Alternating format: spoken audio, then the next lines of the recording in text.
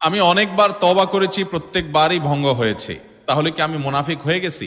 না ভাই, তওবা হওয়ার পর তওবা ভেঙে যাওয়াটা অস্বাভাবিক নয়। আপনারা খুশি হবেন শুনে, আমাদের রব আল্লাহ রাব্বুল আলামিনের একটা গুণবাচক নাম হলো তাওয়াব। কি নাম ভাই?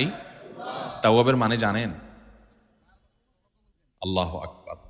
রিপিটেডলি, বারবার যিনি বান্দার তওবা কবুল করেন। এই জন্য ভাই, একবার গুনাহ হয়ে গেছে, আল্লাহর কাছে তওবা করেছেন, চেষ্টা করছেন যে আর যেন না হয়, কিন্তু আবার শয়তান কাত করে ফেলে দিয়েছে, আবারও তওবা করে ফেলবেন এবং দুর্বল হবেন না। এখানে ইবলিস আপনাকে বলবে, তুই এতবার একই কাজ করে তওবা করছস আল্লাহর কাছে, আবার কোন মুখে তওবা করবি? থাক, বাদ দে। আপনার তওবা থেকে দূরে সরাবে। এটা হলো শয়তানের সবচেয়ে বড় অস্ত্র। কখনো নিরাশ হওয়া যাবে না। তওবা আগের বারের চাইতে পরের বারটা আরো স্ট্রং করবেন, যে ঠিক আছে আগের বারটা তওবা আমি দুর্বল ছিল, এটাকে আরো স্ট্রং করব, চেষ্টা করবো না ইনশাআল্লাহ? তাহলে